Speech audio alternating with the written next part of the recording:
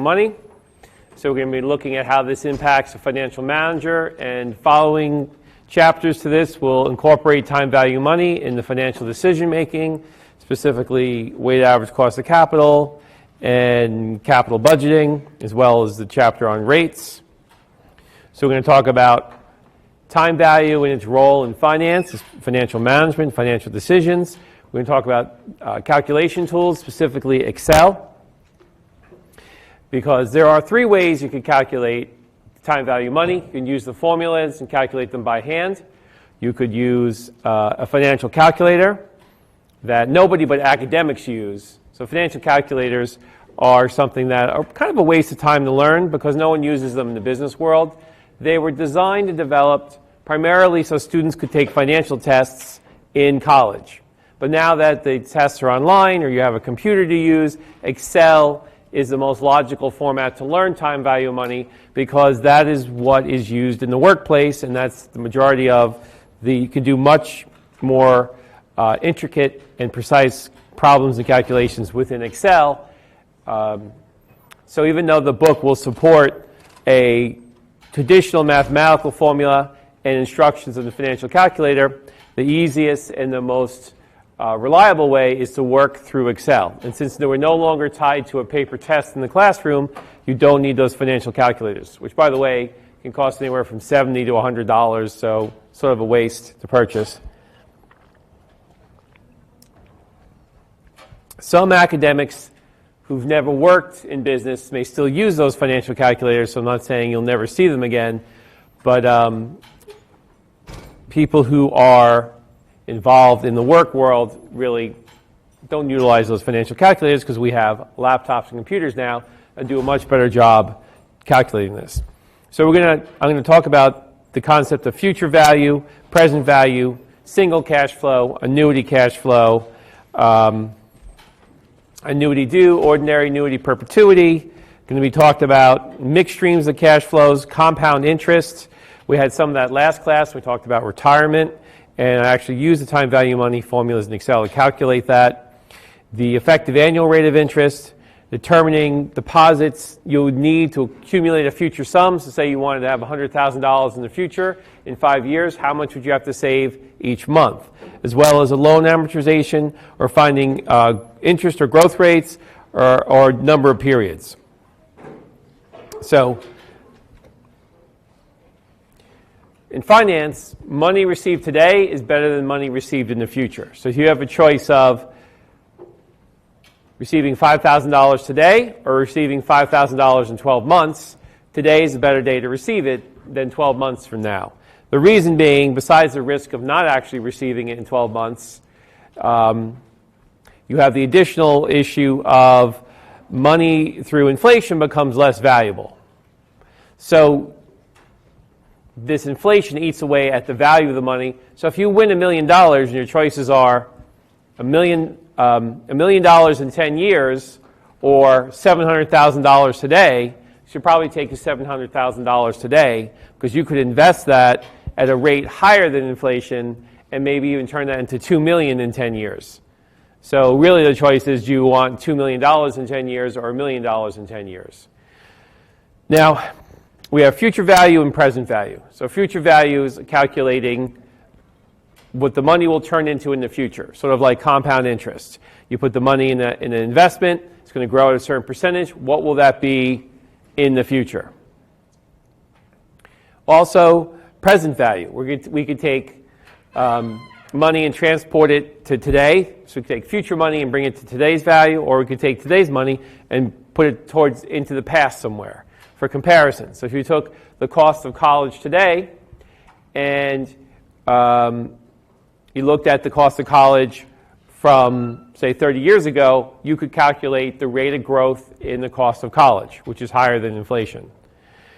So there are many useful abilities in this present value, and considering the whole financial system is based on loans, interest rates, growth rates, investments, these all are factored or calculated through time value of money. So this first example, suppose you had an opportunity to spend $15,000 today on some investments that would produce $17,000 spread over the next 5 years. So this is 9, 5,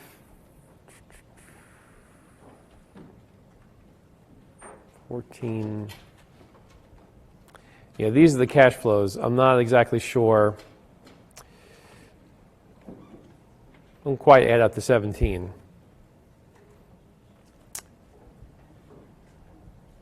All right, I'm going to move forward because this is not the right numbers for that problem.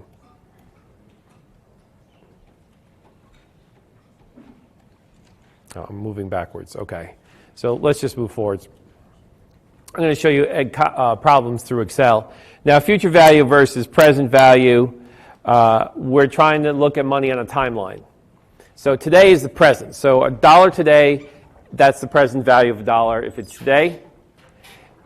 What is the future value of that in 10 years at a growth rate? We could calculate, or we could even take a present value today and figure what would be the equivalent 20 years from now at a 2% inflation rate. So we could actually travel it backwards to see what the equivalent would be. So we like to plot it on a timeline as far as how, now this was the example they were actually talking about in that first slide, that this slide here, 15, you spend 15, you get 17, has nothing to do with this down here. I don't know why that's there, because this is the timeline. You spend 15,000 in year 0, so it's a negative 15. And that's important for these present value calculations in Excel. Present value is usually expressed as a negative number. In this case, this is a cash outflow. You bought a business for 15, and then this is 3, 8, 12, 15, $17,000 of cash flows coming in. So just off the top of it, you could say, I spend 15, I'm getting 17, so it's a $2,000 difference. But it's not really that if you start working on that in the cash flow timeline, which we're going to show you in a second. So to make the correct investment decisions, the managers have to compare these cash flows and the interests or the returns. So we have compounding and discounting. Compounding is associated with future value. So whenever you hear in a problem compound interest or we're compounding for the future, those are future value problems. Saving, compounding that base savings into some kind of future amount. Discounting is more associated with present value. So if you have a future sum and you want to discount to today's value, you can see what that's worth. So if you win a popular lotto game, could be you win $20 million and they pay $1 million out to you every year for 20 years. That is not the same as winning $1 million today and someone giving you $1 million today. That's one sum of money. Present value of that is $1 million. But if they're going to pay you $1 million every year for 20 years, that's a smaller sum.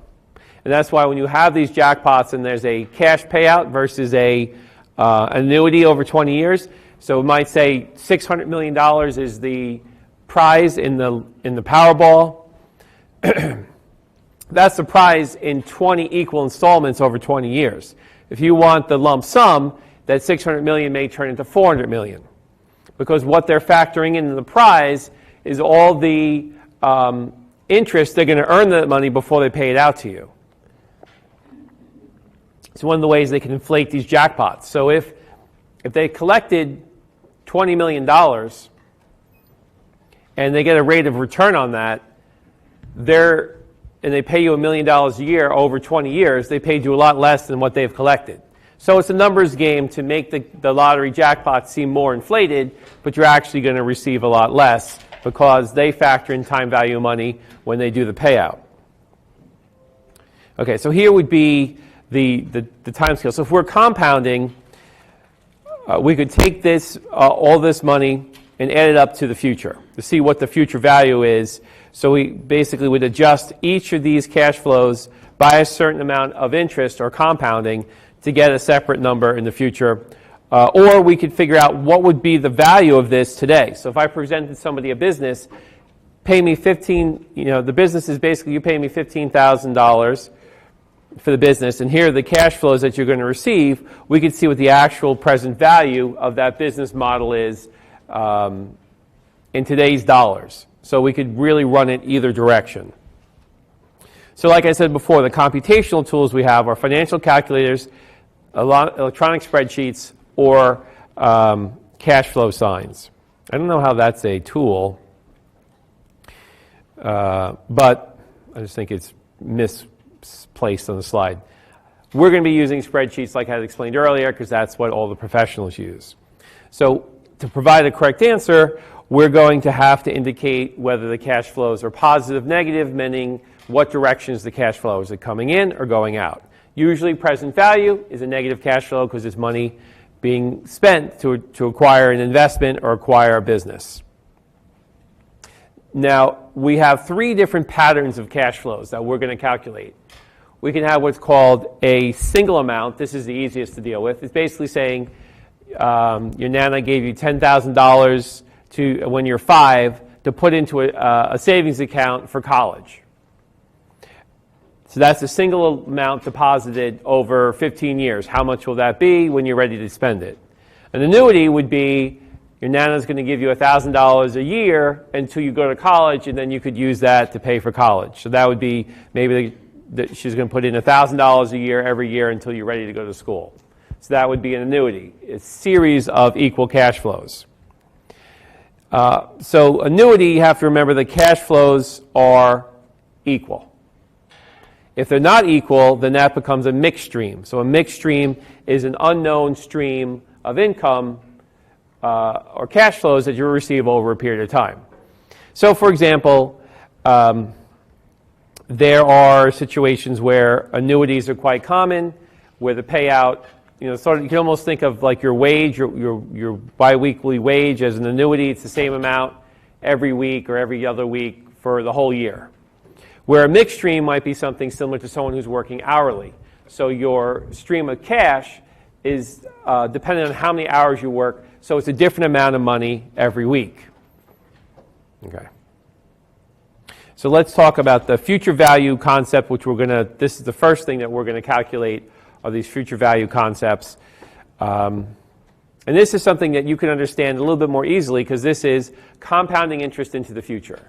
So what we're looking at is I want to save money, whether it's a lump sum or annuity, and that's going to earn interest, and the interest I earn is going to earn interest. So that's the compound interest. So if you think of it sort of like a starting salary, all right? There's a job fair tomorrow that you should attend. Whether or not you're graduating this semester or not, it's good to kind of get an idea of what's out there. One question you could ask at the job fair is, what is the starting salary typical for an entry-level position at your company? Say it's in marketing or in finance. What's a typical entry-level starting salary? So even if you're not going to the job fair to get a job, you could go and collect data and try to get an idea of what your salary will be. So say your starting salary is $20 an hour at one company. Another company, it's $25 an hour. So with just that information, you might want to select a company that's $25 an hour, which is roughly, if you take your per hour wage and multiply it by 2,000, you can get your annual wage. So it's $25 an hour times 2,000 is $50,000. Okay. Another good question to know, which generally hard to find out, what is the annual raises you receive at this company? So one job might say, yeah, you start at $20,000, but you're going to get a 5% raise guaranteed every year plus bonus. The other companies say, yeah, you start out at $25,000, raises are only 2%. And it could be a union job where the raises are part of a contract. So there are jobs like that where they're stipulated and then there's a little variation. So these are things, so which job is better now? The $20,000 at the 5% increase or the $25,000 at the 2% increase? Well, it depends on how long you're going to work there. If you're going to work there for 1 year, probably $25,000 is better. If you're going to work there for 20 years, probably the 5% increase. But you have to do the math on that to see which is better. So these are things that should be thought of. So you have that future value is, what is my salary going to grow into? How much is it going to be in 10 years? And then if you have the compound interest, is more like, what's the annual raises I'm going to get? And the principal is really the money you're starting out with.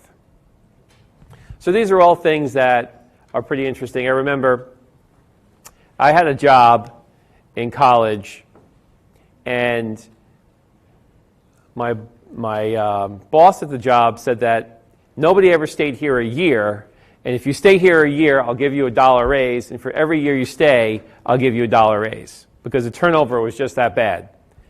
So I stayed there a year, and then after some badgering, I got that $1 raise, but then that was quickly that policy was changed once I had stayed there 2 years, because they never expected anybody to stay that long. The job for me was actually pretty good because I could do a lot of homework there, so I didn't mind the job while I was in college, but things can change. But in the meantime, before they change, we do have some ability to do some analysis on, this also works very nicely with investments. If you have $20,000 that you want to invest today for your retirement, what will that grow to in 50 years?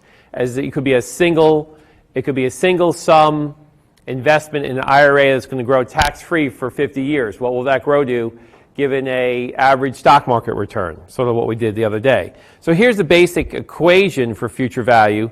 Future value is the present value times 1 plus the rate of return to n periods of.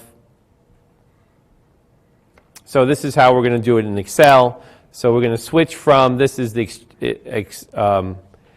example in the lecture, but we're going to switch to the Excel file to calculate it. And so you want to pull down this time value of money. It's the first tab. It says future value. And I think one thing I could do in the future is I'll make these tabs the same color as the headline.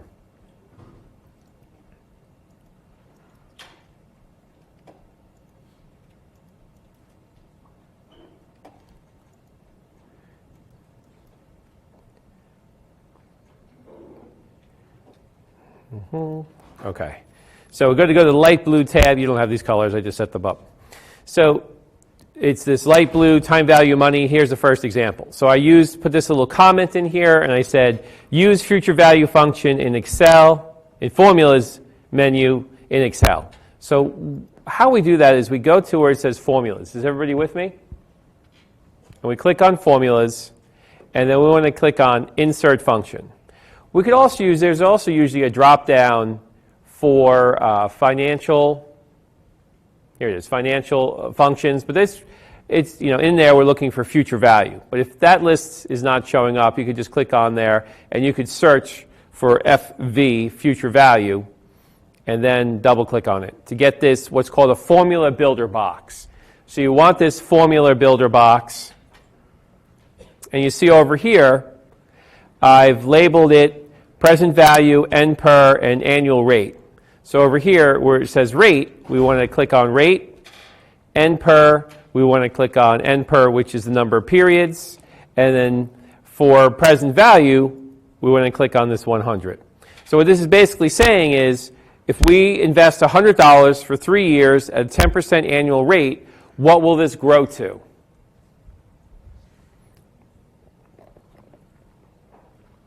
As you're setting that up, I'm just going to take a whirl around the classroom and see if people are on the same page as me. See how you're doing. Ooh, grilled cheese, that looks good. Perfect food for class because it doesn't smell too bad. It smells, some people bring like these stinky like microwave fish and blow out the whole class. Salad's good too. All right.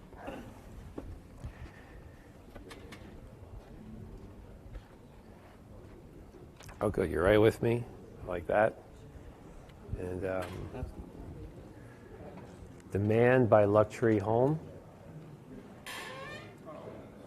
Spreadsheet, engineering and analysis, in-class example. Oh, you're in the wrong class. We're in the finance class now. You want to switch that. So that's the wrong spreadsheet too. Go to Blackboard. Yeah. look under, in the top menu, it'll say Formulas. And then click on FX first. Double click, type in FV. And then double click on the FV, and it'll pop up. Okay. Do you know where the spreadsheet is? In the. You have it? Okay, good. Chapter 5. That's not it. I know, we just watched it. Oh, why? You want to be active and participate. Helps you to learn better. Okay, I'll come back to check on you later, see if you're telling the truth on that. Yeah. Mine isn't popping up that menu, the formula builder. Okay, so type in FX. It's right there. That's the formula builder right there. Yeah, you have old Apple Excel. You get brand new, fresh, new Apple Excel from Stony Brook. Excel 16. Download it for free. Okay. Okay, good. Can you get it on your phone? Yeah, I just took a picture. I saw you earlier today. I'm like, that dude's in my class. I know, I saw you today. I was just like, I didn't know who you were at first, but then I remembered, oh, he's in my class. Yeah. Hey, you'll see me more in the spring when it's warm and I walk around more. You know, today was pretty nice though. Okay. Most people, I'm glad I walked around because about half the class was doing something else, working on some other work, or, you know, I guess they just like this room is nice, maybe nice temperature. Maybe not in this class. So if you get to this point and you hit done, you should get $133.10. So let me start from the beginning on the second problem, where I go to FX and I search for FV, and I'll get the formula box. If you have old Excel, the formula box might be at the lower half of the screen. And again, I'm going to want to insert the rate, the N per, and the present value. I don't have a payment, so I don't need that. Type I could leave blank. We're going to get to that later. So if I insert these three functions, it will make the formula. And if I show the formula, this is what the formula looks like if it's written out, FV, parentheses, A5, comma, A4, comma, A3. So it's really hard to write the syntax of the formulas. That's why I suggest using the formula builder, because it's a much easier way of calculating that. So try problems 3 and 4 on your own. 3 and 4 by yourself, and see if you could calculate that. And if you already did 3 and 4, see if you could figure out how to work 5 and 6.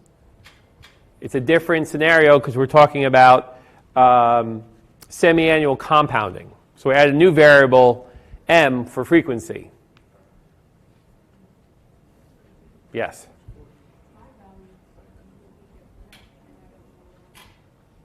Are you on the future value page? All right, because that's usually number one problem. Could be on the present value page. All right. Yeah.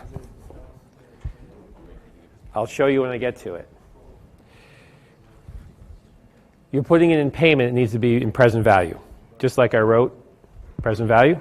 So this payment needs to go and needs to go in present value. Was it supposed to rain today, or is that an umbrella? No, it's my fault for your side. Oh, okay. I was going to say, you're safe.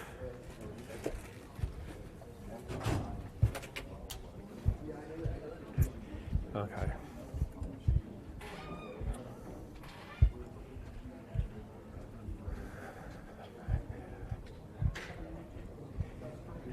Oh, good. You did open it up. Yes, I like that. You got the coffee? Good, good. She's got coffee too. Can you imagine if this class was 8 a.m. in the morning? Right?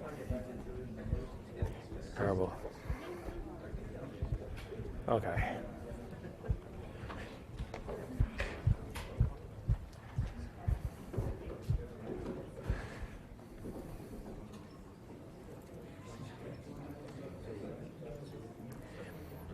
If you get all these hashtags, it's just that you have to, you might have too many places after decimal, so if you format it to 2 places, you could also just widen the column.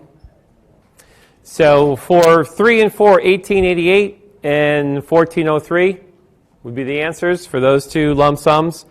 So it's not bad. You put in $1,200 and in 4 years at 12%, it turns to $1,888. If I was to change that to, say you put $1,200 today into a growth stock fund, a new IRA, and you keep it there until you retire in 50 years, it would turn into $346,000. So if you invest $1,200 in, say, a little bit more aggressive growth mutual fund, after 50 years, you'll have $346,000 due to the magic of compound interest at a 12% rate. Most likely, you'll get a 10% return, not 12%. So that makes a big difference. It turns it down to $140,000.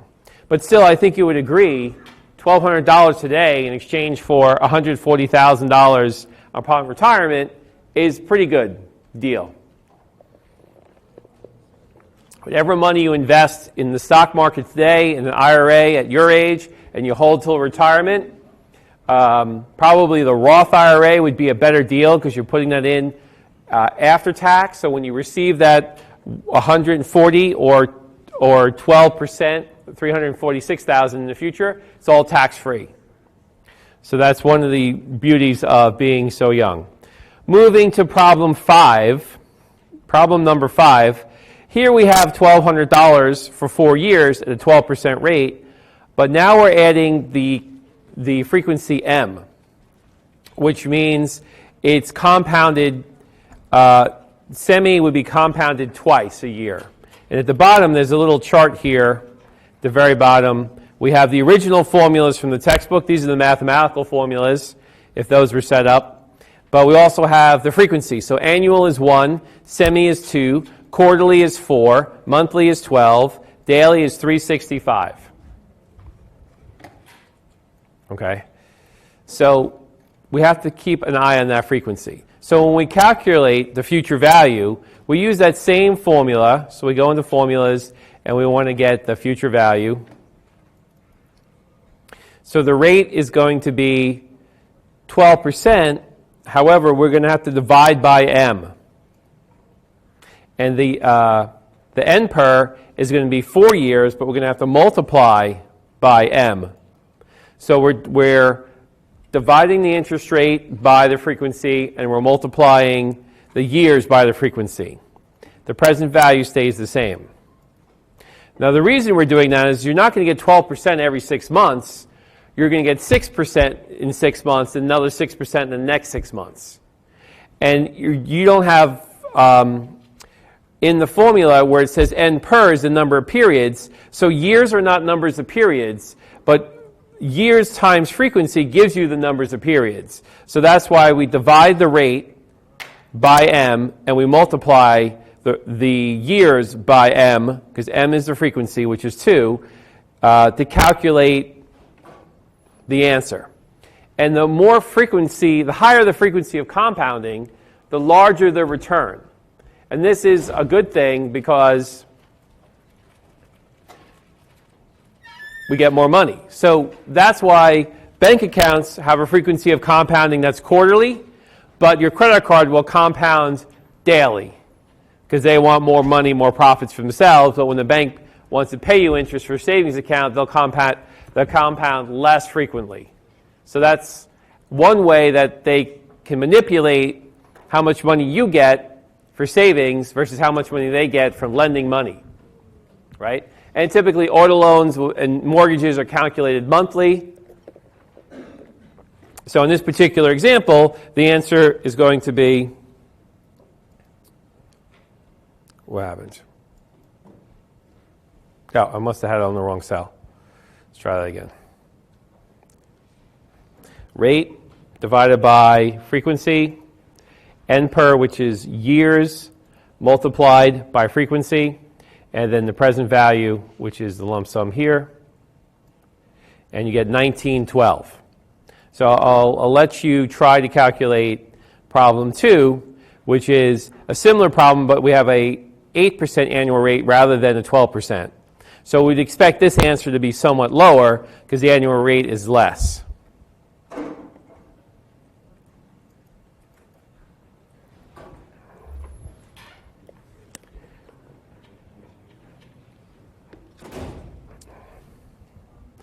See, this is active learning. I do something, you do something, so this way you don't fall asleep. Yes?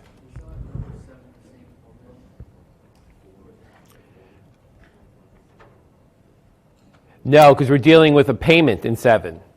So number 7 is different. Number 7, we're talking about an annuity payment, PMT. So we're going to be doing using a different function for that. Well, same function, but different inputs in a second. I'm just going to tie my shoe because I don't want to trip later.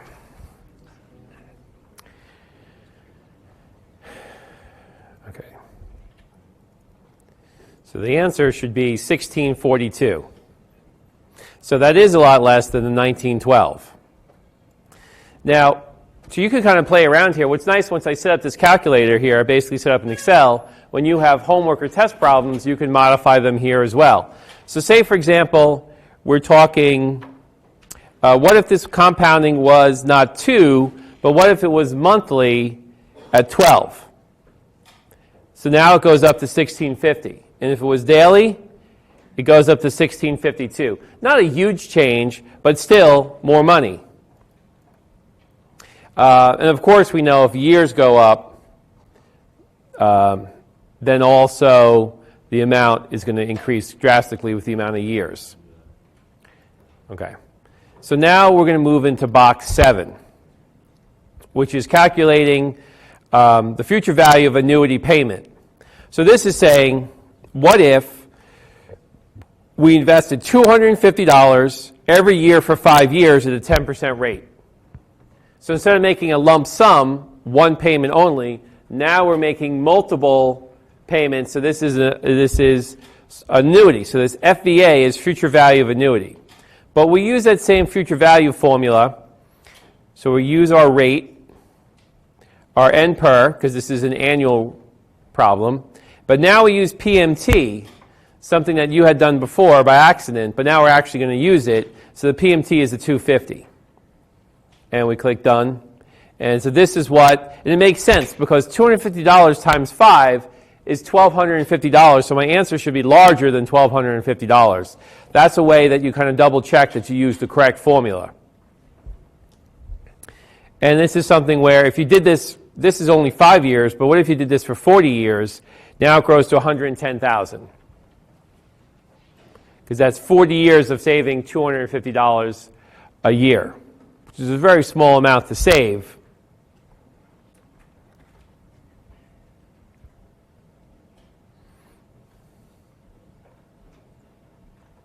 And these, if you wanted to change the annuity to be, say, monthly, so say we wanted to change this problem where we're going to want to save $250 every month, and we want we'll say the return of frequency into monthly is for compounding as well as annuity, then we would just adjust the values to say the rate would be divided by 12, the N per would be multiplied by 12, and the payment would also be multiplied by 12. So this would be making $250 savings every year. Okay. Oh, my friend is here, works for the Career Center. He's napping, though. I was hoping he was going to talk about the career fair tomorrow. We'll catch up with him later. So in this case, that goes up to $232,000 if you're saving that not annually, but monthly. So let's undo that. Bring it back to the original problem. So try problem 8 on your own. And if you're getting really cocky and think you're really something special, try problem 9, See if you could solve that. If you're bored and you already did question 9, which probably half the class has solved question 8, so you could work on 9. If you think you're something special.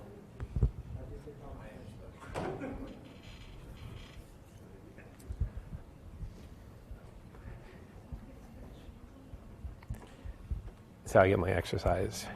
So.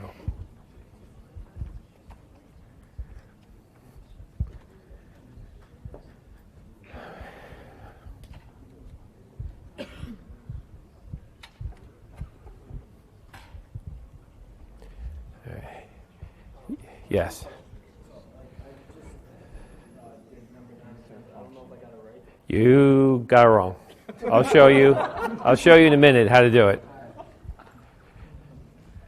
As I get back down to the podium.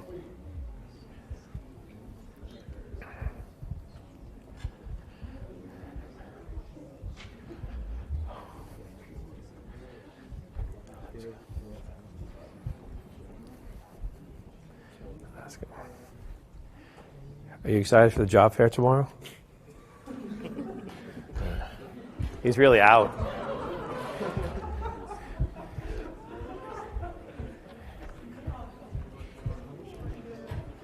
Okay.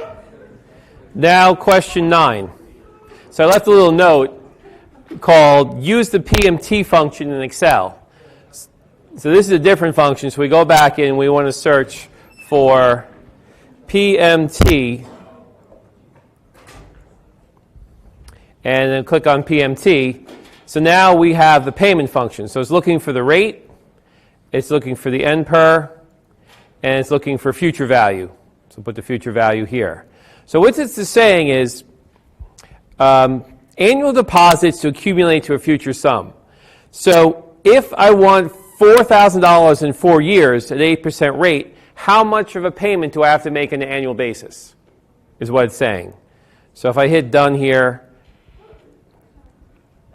I have to, now it's negative because it's a payment. So $887 a year is what I'd have to save for 4 years to have $4,000, and it shows up as a negative because it's a payment, and that's a cash outflow. Be careful, though, when you do the homework on My Finance Lab, because they don't accept negative answers for present value. So you have to remember that everything's going to be a positive value in the homework manager when you do present value problems. So just keep that in mind. If Excel calculates a negative, you'll probably have to switch it over to a positive. Because there really should be no negatives in time value of money because it's possible, but most problems are going to be above 0 for what we're calculating in this class. So try problem 10. I'll leave this payment function open.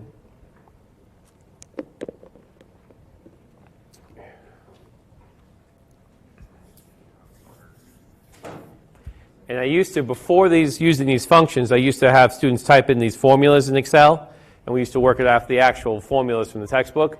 But the functions work so much more consistently and so well. All right, did you get question 10? What is your answer?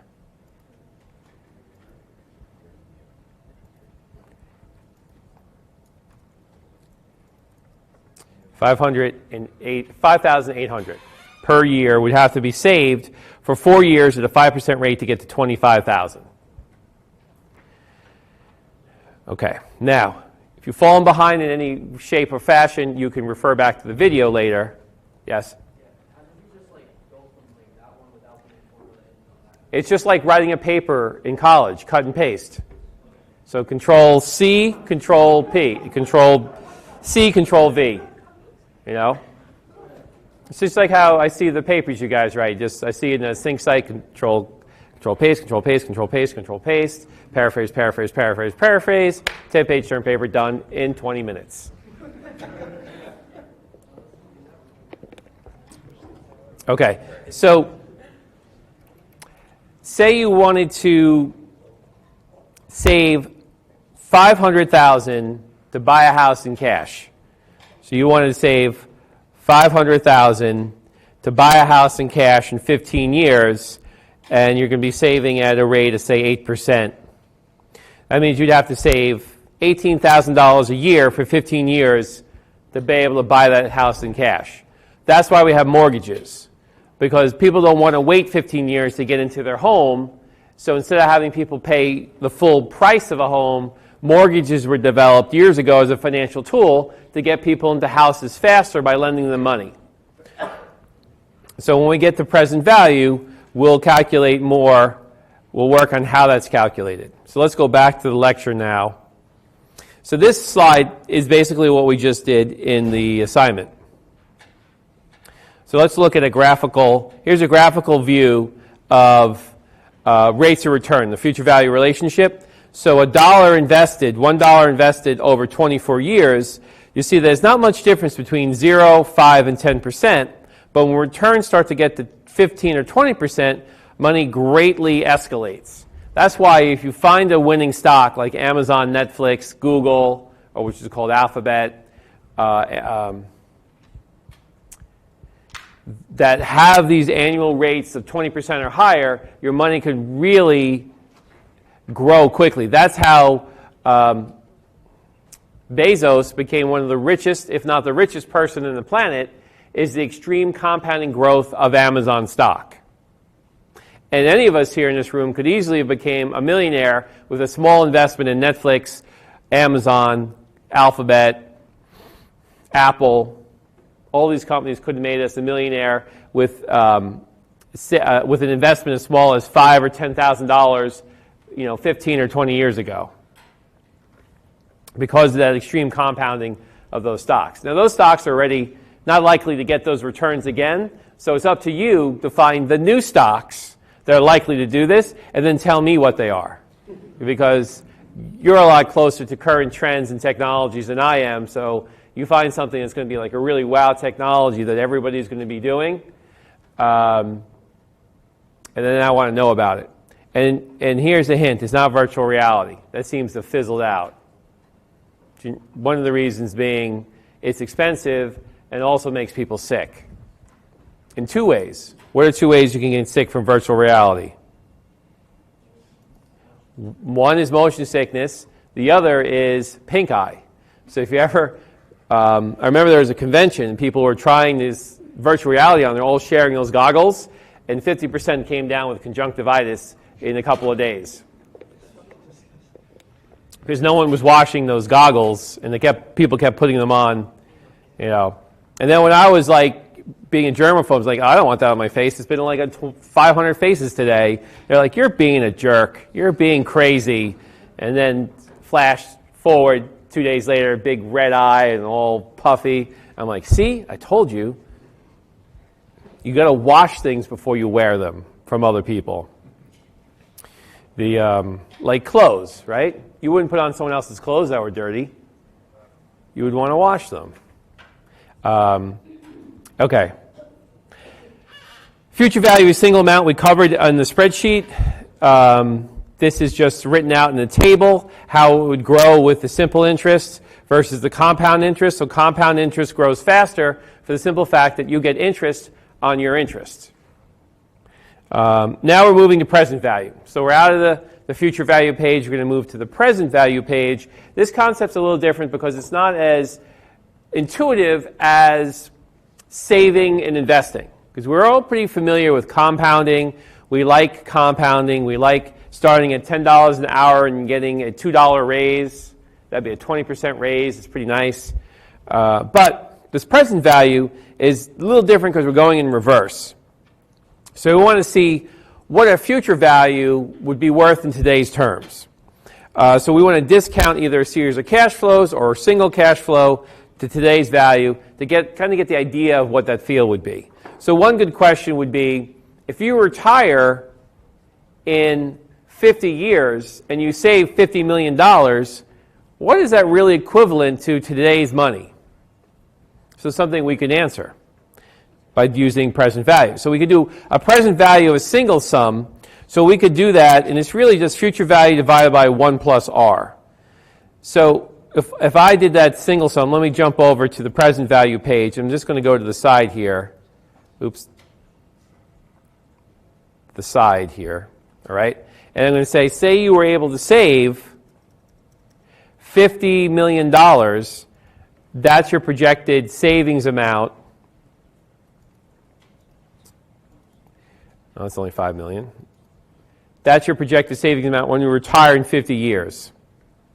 So the question is, what is that in today's money?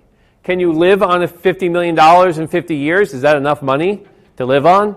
You can certainly live on it today. You can easily retire on that. Hell, if it was $5 million, you could retire on that today. So basically the rule of thumb is if you want to retire today, $5 million is a nice sum of money to have.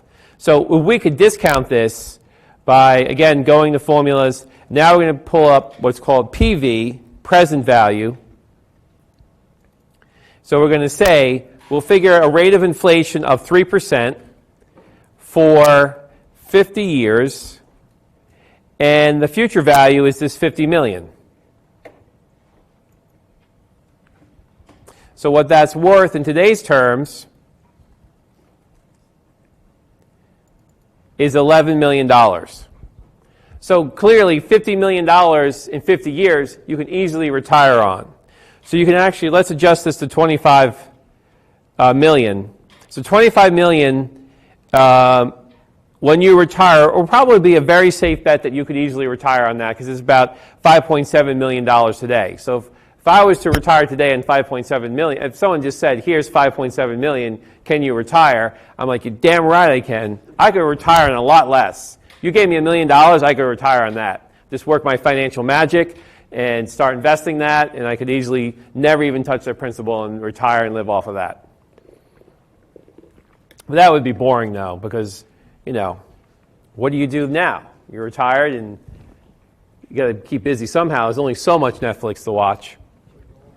So anyway, so you might want to ask, how much would you need to save every year for 50 years to get to that 25 million? So that's when we could use that formula that we just worked on before. Do you remember that payment formula? We could go to the payment formula again, and we could say,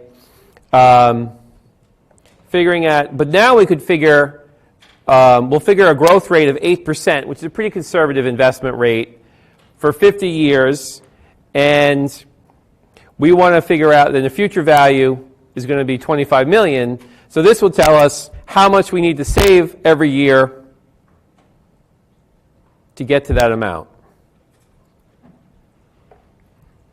And saying we need to save 43 million every year.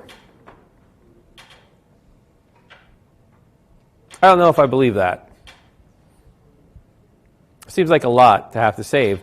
But remember, if that's an annual payment, so if we divide by 12, it's about $3,600 a month to get to $25 million by the time you retire. However, if we change this, and this is with annual compounding, which really isn't that realistic. So if we switch this, I'm going to just switch this to monthly compounding at a 12% rate, and then we see a much more, this is how the difference of compounding works. When we go from compounding, I also raised it to 12%, so that's a factor in there too, because I have to divide, I could put it back, I guess, to 8% and divide by 12. That's more comparable to what we did before. Okay, so that's $3,151 a month you'd have to save to get to 25 million at an 8% return for 50 years. But if that return turns to 12% from 8%, meaning an aggressive stock fund, you only have to save $640 a year. So let me put it to you in a different way. Most likely, you'll get a pretty good 8%, pretty safe 8% return, right? Which is the 3,000. But now, if you're investing in a mutual fund that takes 1% fee, you're only going to be receiving 7%, not 8%. And that difference of being invested in a mutual fund with a 1% shoots it up to, instead of 36, 45. So we're at 31. This is with no fees. If you include fees from the mutual fund, that goes up to $4,500 a month payment you have to make. That's why there's a big controversy on index and other mutual funds that have large fees that they charge you out of your returns. It could add up to a lot of money by the time you retire. Something that we don't need to fully discuss today. But switching over to if you switch over to the present value tab, we can just do a simple present value problem. It's basically saying, if I'm going to receive $100 in 3 years at 10%, what's that worth in today's money? You know, someone's going to say, I'm going to give you either have a choice of $80 today or $100 in 3 years, which is the larger sum? So if you did the the present value calculation, it works pretty much the same way. You input the rate, you input the NPER, you input now you're inputting the future value. So you have these three variables, and it's going to say that that's worth $75 today. So if someone offered you 80 versus 100, you should take the $80 today. It's more money than $100 in 3 years, based on a 10% rate of escalation. Meaning that, you know, if you got $80 today and you invested in an account making 10%, you'll have more money than if you just wait 3 years to get the 100,000. Okay, try these first 4 problems here and see if you can calculate those present values. And again, we're taking future money that you're going to receive and converting it to what it's worth today at a certain growth rate. And sometimes the way you want to look at it may be inflation, or it might be what you think you could invest that money for separately at a different level. I'll just take a lap around the room. By the time I get back to the podium, you should be done. And if you are done, you could start on problem 5, I guess you could take a look at if you wanted to.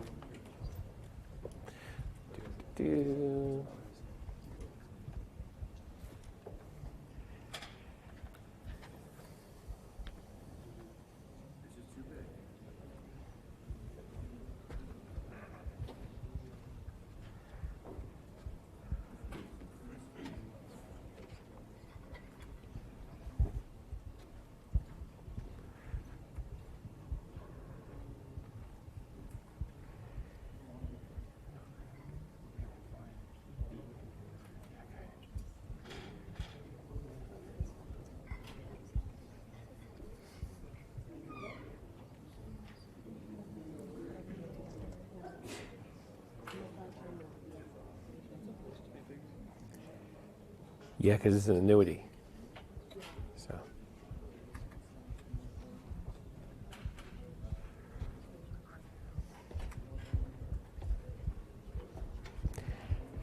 Are you following along okay? Yeah, my computer's dead. Oh, all right. All right. You can always watch the video later if you want.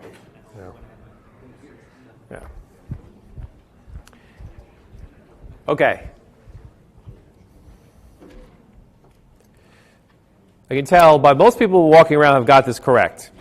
75, 762, 215, and 1,025. So that's what the present value, and you see that they should all be smaller than the starting point because these are single sum. So if you're doing a present value problem in the homework or on the test and it's a single sum and your result is larger than your future value, you're using the wrong formula. That's why you could use this spreadsheet once you set it up with these formulas to help you with those homeworks and the exam. Moving on to question 5. So here we have a semi-annual. Now we have the frequency, or M, as they denoted in the textbook. So it's basically saying, what's the present value of $1,200 if it's going to be compounded semi-annually rather than annually? And this is still a single sum.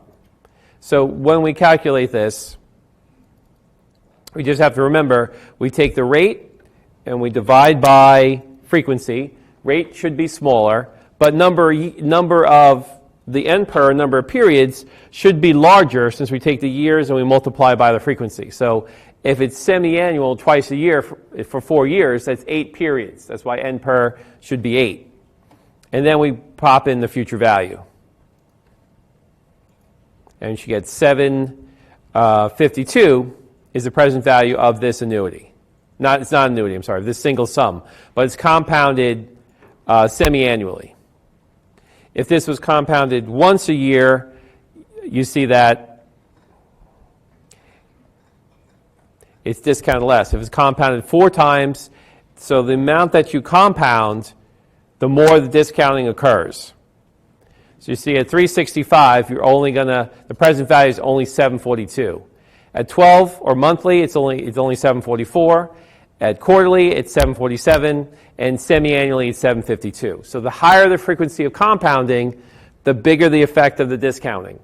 That's usually a test question. You can write that down. All right. So try question 6 on your own before we get to the annuity section.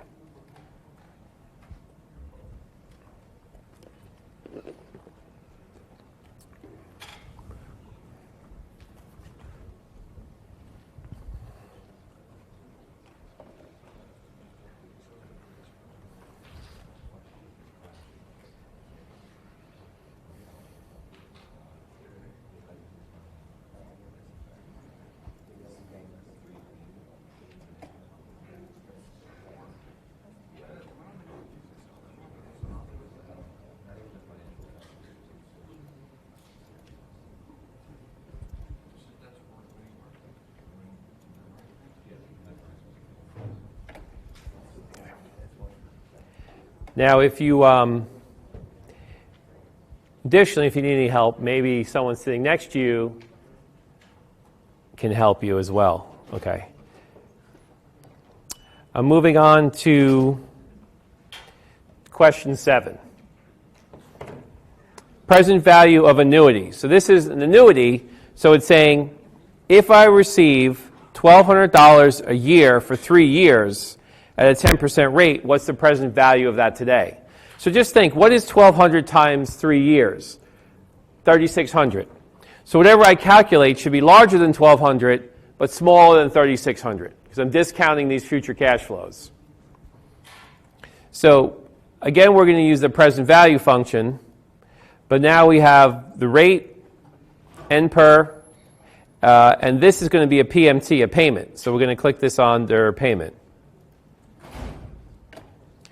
So those 3 variables, and it's going to say that this $3,600 or $1,200 a year for 3 years, the present value of that is about $2,900. So an equal choice would be you can get $2,900 today or $1,200 a year for 3 years. No. You should always choose to get your money sooner than later. Just like if you were to get a job and they say, you have a choice. You only have 2 choices here.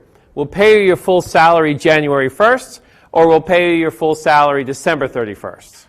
You should always say, pay me my full salary January 1st. Because you could take that money and invest it and grow it. You know. Although it is definitely challenging to try to budget your money for a full year. And most of you, when you work, you'll most likely be paid on a bi-weekly basis. Every other week. Some unlucky few will be paid monthly, which stinks. But that's usually as far as they go. I don't think too many jobs pay anything further than monthly. All right. So if you were to calculate this over here, $300 annuity for 3 years at 6% is $800, which is larger than $300, but smaller than $900. And that's kind of how you judge if there's a new, because remember, annuity means equal series of cash flows. So 3 years of $300 cash flows, you know, at a 0% rate would be $900. So anything higher than 0% is going to discount it. So if it was going to be discounted at 12%, it goes down to $720. Discounted at 25%, down to $585. So the higher the interest rate, the stronger the compounding. Moving on to annuity payments to repay a loan. Okay, so we're going to do a loan problem. You borrowed $6,000 today. That's why it's the present value, because it's today's value. You borrowed $6,000 maybe to buy a used car, and you have 4 years to pay it back at an annual rate of 12%, and you're paying it back, you're making payments once a year. So again, we're going to use the PMT function, calculate this. So rate, N per, and then present value. And present value is negative because it's money you're borrowing, in this case. So that would make the payments, the annual payments, to be $19.75. So basically, if you wanted to think about it, that times 4 means that you're actually paying back $7,900 on the $6,000 that you borrowed. And that makes sense because you're paying 12% interest. That's why if this was a credit card, you'd be paying 24% interest. So the $6,000 you borrowed, would be paying back almost $10,000. But that's being calculated annually. When you calculate in a higher frequency, that changes things. So we're going to do that in a second. All right. So try problem 10 on your own.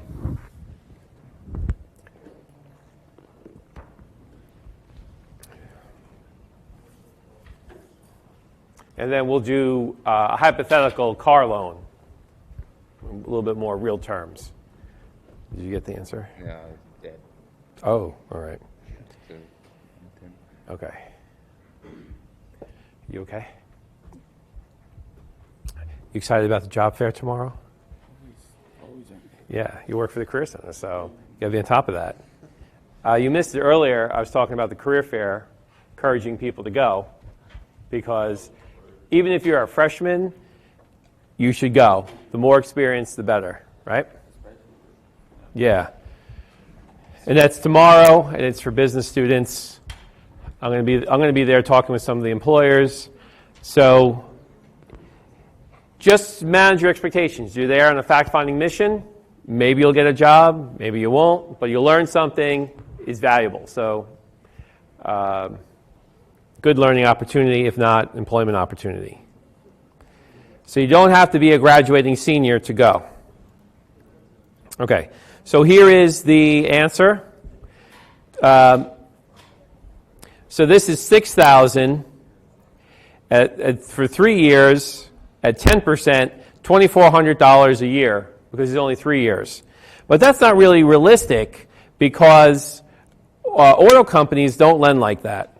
So let's do an example where you're going to buy a new car. Since our simulation is on cars, we'll continue with that topic. How much does a new car cost? What type of new car would you want to have? Yes. How much is that? Go on the internet, type in new Jeep, and see how much that costs. $42,000. Perfect. So you already have it. All right. So when I go to a dealership, when I buy a new car, I do the math on a piece of paper with a pencil when I get to the financing officer to show them not to F with me, which means not to finance with me, of course. So when you buy a new car, and you probably had this experience, you go to the financing department, they're going to try to milk you for as much money as possible. Extra this, extra that. You want GPS? Do you want bigger tires? Do you want better interior? Do you want a warranty? We got it all for you, plus our own financing plan. So what I do is I go into the dealership and say, okay, what's the interest rate? What's the terms? And I calculate the whole loan by hand. So that scares the hell out of them, and they don't bother me. I remember one time, because I went to the same dealership a few times, the actual salesperson had to go into the finance department because it was someone new and tell them, listen, just don't try to sell him anything extra. He'll calculate the loan on his own. Don't bother trying to, because they just knew he's going to waste a lot. I'll sit there forever and argue with them, be like, oh, well, the credit union is offering this rate, so at this rate, now my payment goes down to this. Can you beat that? You know, I once talked them down to 0% interest on my car loan. So, and how I did that was I checked Honda's website, and they were offering a 0% financing if your credit score was above a certain amount. So when I said, oh, I want the 0% finance, oh, you can't have that. I'm like, oh, right here it says I can. Well, that depends on your credit score. I go, I have my credit report right here. It's from today. So when I left, he said, you're the only customer to ever get that 0% financing. So, but it makes a big difference. When you're paying 0% on a new car, do you know what your rate of loan is? Your rate? How much? You leased it. Oh, okay, that's not buying a new car. But this is what if you bought a new car, so you can compare your lease payment to the new car payment in a second. How much you think an auto loan is? Do you know where you could get the best rates on auto loans? Credit unions usually have the best rates. So where does Wolfie go? Okay. So let's see. Rates. Oh, it's an annoying website already. Let's see. Consumer loans. And this is autos, new autos for, we're going to do a 60-month. The rate is $299. So used is a lot higher. See, the used rate is higher than the new car rate. So something in favor of buying a new car. So $299, that's a pretty low rate of interest for a car loan. That's pretty great. So let's see. Get rid of that. Let's see how this calculates. So we're so real world now. We got actual real world rate, 2.99%. You know, they like to make that seem like it's under 3%, which it is, but not by much. Okay. So that's the rate. In car loans, how often do you pay a car loan? Someone said something? Monthly. Yeah, you pay a monthly. So your frequency would be 12.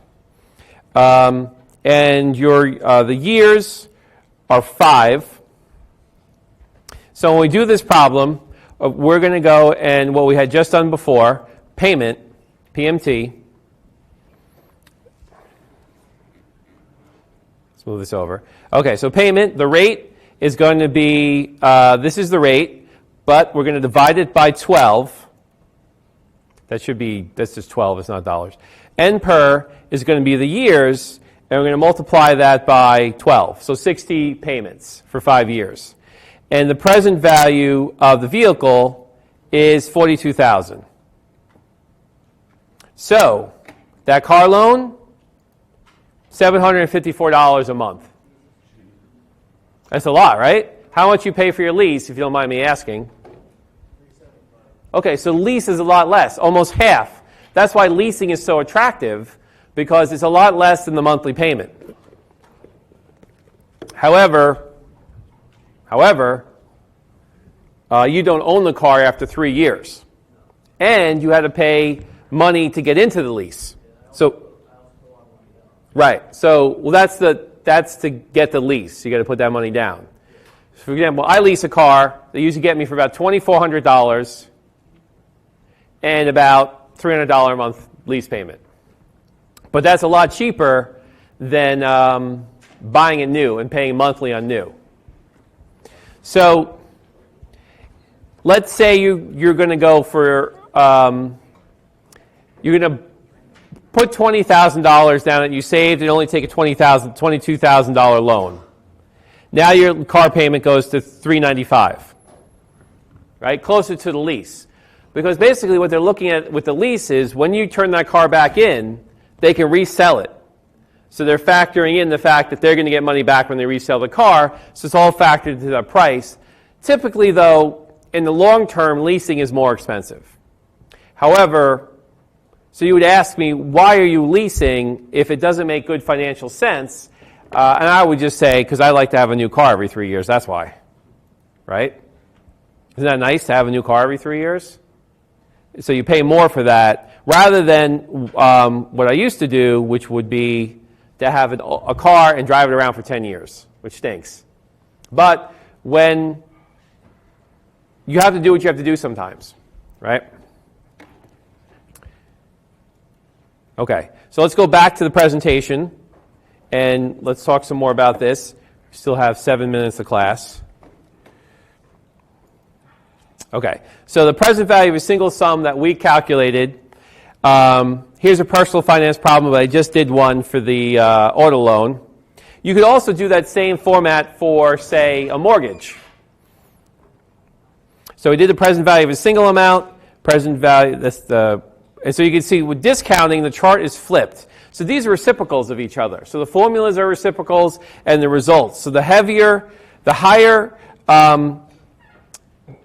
interest rate of the discounting, that dollar shrinks much faster at 20% versus 15, 10, or 5% shrinkage on the discounting. Okay, so before we go into this annuity section, let me just go back to that spreadsheet. And I just want to talk about a mortgage for a minute. Right? So I can easily convert, now that this payment here is calculated, monthly payment, let's look at a new house. How much does your new house going to cost? What's that? $400,000. Maybe you want like a nice one bedroom somewhere in Brooklyn or Queens. Maybe you can find that for $600,000. Maybe I should take away the word nice and just say one bedroom. Or studio, they kind of made into a one bedroom. $600,000. We'll go with the similar rate, but this is going to be, this is not $12. I don't like it when it's displayed like that. Put this back to 12. And how long are mortgages are typically for 30 years. So if you bought this new apartment, it's about $2,500 if you were going to put a mortgage on this new apartment, just paying for the cost of the apartment. And that seems maybe comparable. If you were to get, a nice apartment in Brooklyn or a nice part of Queens, it'd probably be about $2,500 a month. Right? So if you live there for 30 years and you pay $2,500 a month, at the end of those 30 years, you don't own anything. So that's why if you're going to live somewhere for a long period of time, say at least 10 years, it usually pays to buy. Because the value of the house, if it's $600,000 today, in 30 years, that house will probably be worth $30 million. What? Well, in 30 years ago, that house was worth $6,000. So it's not so crazy. Real estate goes up pretty aggressively. Now, if you're going to stay somewhere in the suburbs, $400,000 might be more typical for a decent house in the suburbs, and that would give you just a monthly payment of $1,600. Except there's one big difference about living in the suburbs compared to the city. That's the taxes. Typically, you're going to pay $1,000 a month in taxes, depending on where you live. And now they're not really as tax deductible, so that, living in an apartment in the city or buying a house in Long Island, you're going to pay probably a similar amount per month. But you get a whole house here in a driveway and a place to park. In the city, you don't quite get that. So that's one way you can use these formulas to calculate what a mortgage is. Okay, so annuities, we did some annuity work already. And this is an equal series of cash flows. But we have two types of annuities, ordinary and annuity due. So ordinary annuity means that the payment comes at the end of the period. Annuity due means that it becomes at the beginning of the period. So that makes a big difference because that grants you one extra period of compounding. So annuity due problems, your actual amounts earned are higher because you get one more period of compounding. And it all really depends on when that payment is made. At the beginning of the period or at the end of the period. Typically, a lot of things that we get, like car payments and mortgages, we're paying at the end of the period, the end of the month. The rent is paid at the end of the month. It's rare, but still possible that certain things we pay in the beginning of the period. So actually rent is paid at the beginning of the period because you have to pay, if you're moving to a new place, your rent is day one. So rent is actually annuity due. I'm sorry about that. But your credit card or your car loan or mortgages are ordinary annuities. You're paying them at the end of a period.